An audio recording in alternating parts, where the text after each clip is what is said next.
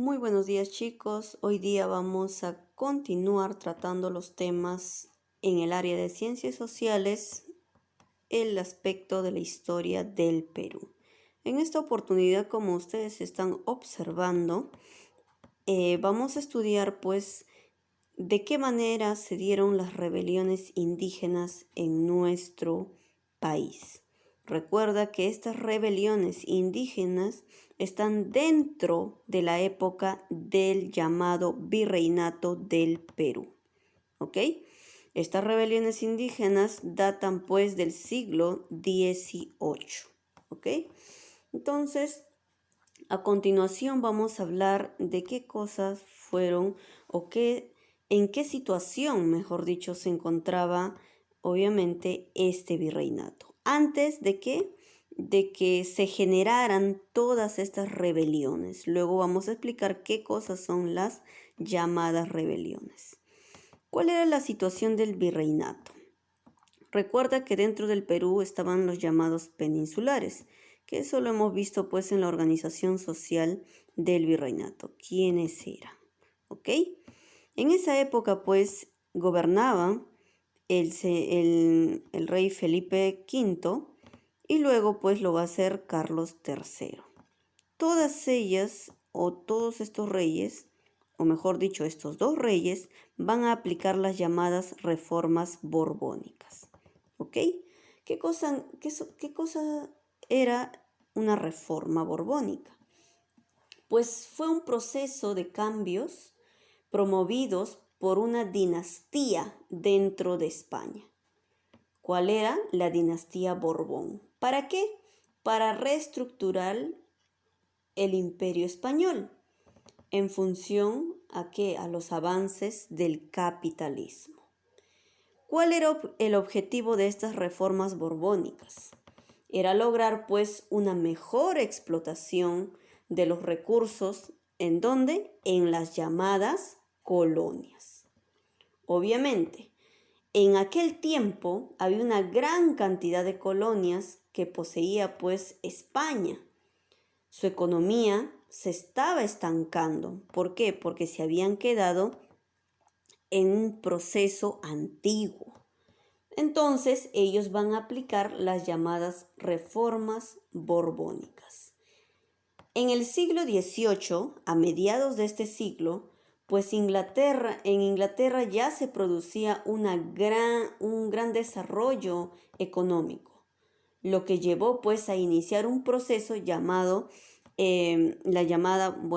revolución industrial.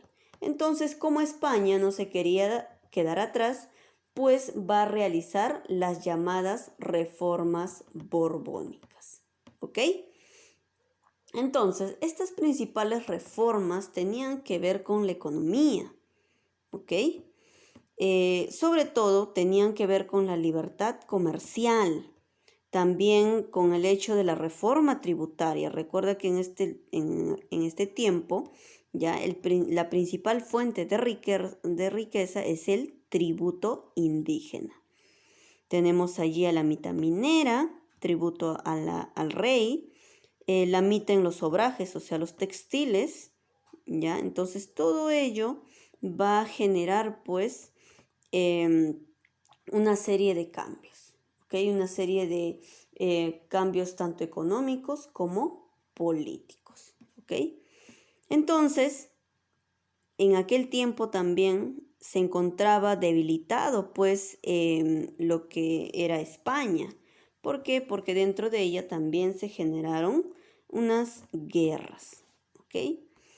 Entonces, las rebeliones indígenas del siglo XVIII fueron aquellos movimientos, pues, de insurrección, movimientos de resistencia anticolonial y antifiscal, o sea, no querían que la colonia siga acá, principalmente de campesinos o los llamados indígenas. Obviamente como respuesta a la mayor presión tributaria decretada ¿por quién? Por la corona española, pues se les había subido el tributo. ¿Cuáles fueron las causas? Como dicen allí, en estas rebeliones también pues Participaron los criollos y mestizos como mulatos, como esclavos descontentos de aquel régimen colonial y de las reformas borbónicas que se habían instaurado. ¿Ok? Entonces, las causas son la mita minera, el tributo al rey, el abuso de los corregidores y sobre todo el reparto mercantil a quienes, a los yanaconas. Ellos sí o sí tenían que comprar pues lo que ellos traían, así no lo quisieran. Las causas pues con ellos son obvias, ¿no? En esta época se agudizaron pues las explotaciones de aquella masa vulnerable como fueron los indígenas, debido a que se acentuó, como vuelvo a repetir, la mita, se legalizaron los repartimentos mercantiles, se incrementaron las alcabalas y se crearon aduanas internas y así sucesivamente. También dentro de estas rebeliones está el llamado mesianismo andino o el mito del Incarri. Se creía pues de la llegada de un descendiente de los incas. Ese descendiente de los incas pondría pues supuestamente el fin al dominio español y otra vez restauraría el Tahuantinsuyo. Recuerda que este mito nace en la resistencia de Vilcabamba, justamente en el proceso en el cual pues se daba la invasión, ¿ok? En 1532. Bien, las rebeliones más conocidas que vamos a tener o que vamos a mencionar son la rebelión de Juan Santos Atahualpa y la rebelión de Túpac Amaru II. Pero, muy aparte de ellas, también hubieron otras rebeliones que vamos a mencionar. Todos estos movimientos anteriores, ¿ya? O pequeños, han sido regionalistas, o sea, estuvieron dirigidos por caciques o curacas que para esta época eran pues dentro del orden social la nobleza indígena, recuérdalo bien, eran la nobleza indígena y pues ellos contaban con algunos privilegios, ¿ok? Entonces vamos a mencionar así rápidamente una rebelión o una revuelta, un llamado levantamiento. Este es un antecedente ya a lo que vamos a tocar ahora con la rebelión de Juan Santos Atahualpa. Es pues el levantamiento de Ignacio Torote. Ignacio Torote, escucha bien, Ignacio Torote fue un curaca de Catalipango, ¿ya? Brota pues en la tierra de misioneros franciscanos, o sea, se va a dar este levantamiento en la tierra de las misiones franciscanas, siendo pues el lugar las márgenes del Perene y el Gran Pajonal. Recuérdalo, el Perene y el Gran Pajonal, los territorios más afectados. Las zonas de resistencia de los selvícolas, o sea, porque esta zona es la selva, a las formas, o sea, ellos reclamaban las formas y se iban en contra de las formas de vida que habían impuesto los frailes, o sea, las misiones franciscanas. Obviamente constituyendo el antecedente formidable luego, porque este es solamente un antecedente pequeño, a lo que luego va a realizar Juan Santos Atahualpa. Este levantamiento de Ignacio Torote se dio en el año de 1737. ¿Ok? Ahora hablemos pues también de otro levantamiento, que fue pues el levantamiento de los hermanos Tomás y Nicolás Catari en 1776. Ellos provocaron ininterrumpidos alborotos en las provincias altoperuanas, o sea, me refiero a la región puneña, a la región Puno, ese lugar. ¿Como protesta contra qué? contra los abusos cometidos por las autoridades de Chayanta. ¿Ok?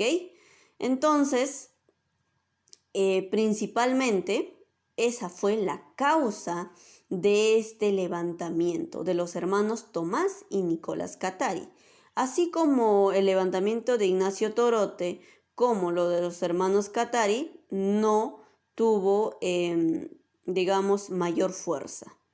O sea, no pudo prosperar. ¿Ok?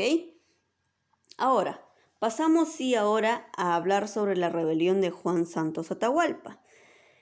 Juan Santos Atahualpa, ¿ya? Era un gran líder de la resistencia amazónica, ¿ya?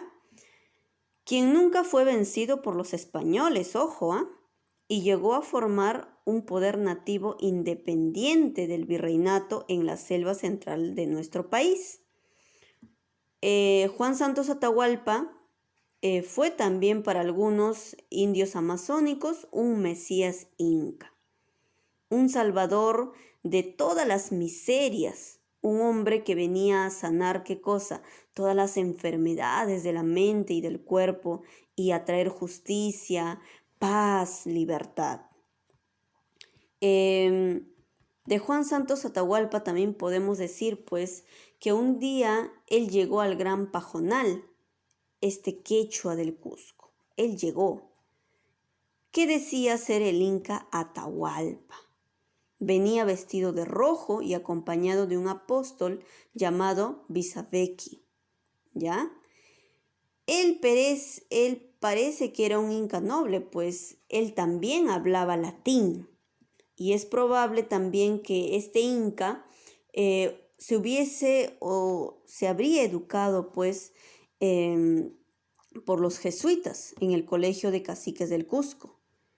Y bueno, y quizás también haya viajado a Europa y al África. O tal vez habría recorrido diversas partes de la sierra como Cajamarca y Cusco, reclamando obviamente los derechos de los incas. Prometió a los indios un nuevo tiempo. Juan Santos Atahualpa, pues él tenía ideas religiosas muy precisas y concretas, las cuales combinaba el catolicismo con otras tradiciones cristianas heterodoxas, así como la religión andina. Sostenía, por ejemplo, que la confesión directa de las culpas a Dios sin la intervención del sacerdote, o sea, no estaba de acuerdo con el sacerdote. ¿Qué más? Pedía la igualdad de todas las religiones como formas de relación con el Creador. O sea, igualdad de culto, igualdad de religión. También la predestinación de los condenados.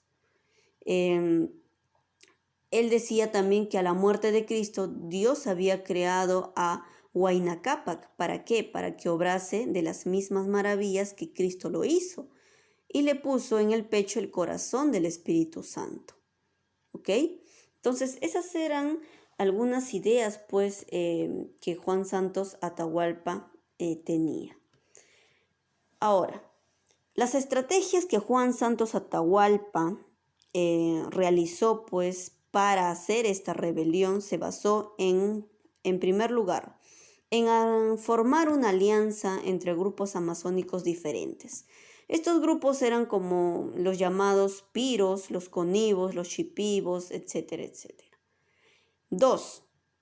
Actitud ambigua ante los negros. Rechazo, pero también utilización. Quería utilizarlos, ¿no? Para buscar su objetivo. 3. Política de atracción de las poblaciones serranas. Y 4. Rechazo selectivo a la cultura occidental. Santos Atahualpa seleccionaba los elementos que resultan positivos, como vacunos, ovejas, pero no cerdos. ¿Ok? Entonces, esta rebelión de Juan Santos Atahualpa, como lo están viendo ustedes, en la imagen ya saben que se dio en el Gran Pajonal y su antecedente, ¿quién fue? Ignacio Torote. Dentro de esta rebelión, pues tenemos a Juan Antonio de Mendoza Márquez de Villagarcía, tenemos al José Antonio de Manso de Velasco, el virrey, conde de Superunda, y van a estar enfrentados a la orden religiosa de los franciscanos, ¿ok? En el fuerte Quimiriqui. Las etnias selváticas que se van a unir a él son los Shipibos, Conigos, Asháninkas, etcétera, etcétera. La rebelión inicia en 1742, ¿ya? La primera fase, hasta 1752. Es un enfrentamiento bélico contra los españoles. En 1752, la segunda etapa, a fines de este siglo, pues del siglo XVIII, él retiró las fuerzas indias sin someterse a los españoles, ya, sin someterse, con un cuerpo permanente de 500 hombres y el ejército auxiliar de miles de chunchos. Juan Santos Atahualpa derrotó militarmente a los españoles. La corona va a ordenar, pues, que salieran soldados desde Buenos Aires y Chile. ¿Para qué? Para combatirlo. El resultado final fue, pues, la retirada del régimen colonial, por lo menos hasta su muerte. Pero hasta hoy en día no se sabe, pues, realmente si Juan Santos Atahualpa haya muerto a manos de los españoles. Mejor dicho, no se encontraron sus restos hasta el día de hoy. Bien, entonces esta fue, pues, la explicación sobre la rebelión de Juan Santos Atahualpa. Ahora, vamos a pasar a la rebelión de Túpac Amaru II, ¿ok? Esta rebelión de Túpac Amaru II, ya, quien fue, pues, un noble cacique, propietario de un negocio de arriero, o sea, transporte de mercancías, se vio perjudicado. Él se va a ver perjudicado económicamente por la imposición de las aduanas en la ruta comercial que cubría entre el Cusco y el Alto Perú. Al inicio, él buscó beneficios fiscales, ¿ok? Luego ya cuando le dan la negativa, va a promover la lucha directa contra los corregidores, ¿ok? Se va a ir en contra, pues, de las llamadas aduanas, los llamados repartimentos, la llamada mita, buscando un cambio en la estructura económica y social de este régimen. Entonces, vamos a esquematizar. ¿Cuáles fueron las causas? Explotación de obrajes, abuso de repartos mercantiles, abuso en el cobro del tributo al rey, explotación en minas, ¿ok? Entonces, esas fueron las causas, ¿ya? Ahora, ¿cuáles fueron las consecuencias después que se realizara la rebelión de Túpac Amaru II, o también llamado José Gabriel Condorcanqui? Vamos a ver que dentro de las consecuencias está, pues, la llamada creación de la audiencia al Cusco, ¿ok? También como consecuencia tenemos, pues, a la prohibición de la lectura de los llamados comentarios reales del Inca Garcilaso de la Vega, y se van a cambiar, pues, o se van a crear, mejor dicho, las llamadas intendencias. Por los corregimientos vamos a cambiar por las intendencias, que en pocas palabras es lo mismo, ¿ok? Entonces, ¿cuál fue el proceso? El proceso inicia en 1780. Esta la vamos a dividir entre la fase quechua y la fase aymara. En aquel tiempo gobernaba, pues, el virrey Agustín de Jáuregui, y teníamos como rey de España a Carlos III, ¿ok? Inicia, pues, un 4 de noviembre en Tinta, Cusco. Por eso tenemos a la fase quechua. Es el inicio de la llamada rebelión, ¿ya? Inicia, pues, con la ejecución del corregidor Antonio de Arriaga, como lo están viendo, un 10 de noviembre. Los rebeldes van a triunfar, ¿ok?, en la batalla de Sangarará. Pero luego La cacique de Acos, Tomás Atito, conde Maita, se sumó también a la rebelión. ¿Ok? Entonces, a causa también de las rivalidades interétnicas, o sea, dentro de estos indígenas, algunos caciques poderosos se opusieron, como por ejemplo el cacique de Chincheros, Mateo Pumacahua. El clero también apoyó al régimen colonial, por si acaso estaba en contra de quién, de la rebelión de Tupac Amaru II.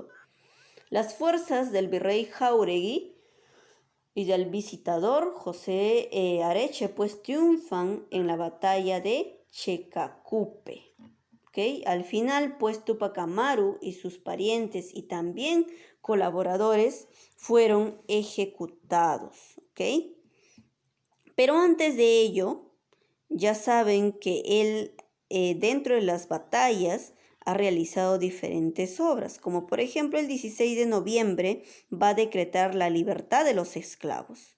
Un 18 de noviembre, ya saben, realiza una victoria en Sangarará y una retirada al Alto Perú. Ya en 1781 sufre una derrota final en Checacupe y Combopata, en la cual pues un 18 de mayo se da la llamada ejecución de Tupac Amaru II. Pero recuerda que hay otra fase, la llamada fase Aymara, ya cuando José Gabriel Condorcanqui o Tupac Amaru II ha fallecido. Esta rebelión se va a iniciar en Azángaro, en Puno, a manos de Diego Cristóbal Tupac Amaru, quien luego pues se sometió a un falso indulto de la corona y al final fue ejecutado. En el Alto Perú, o sea el actual Bolivia, Julián Apaza Tupac Katari va a continuar la lucha y logró pues cercar la ciudad de La Paz.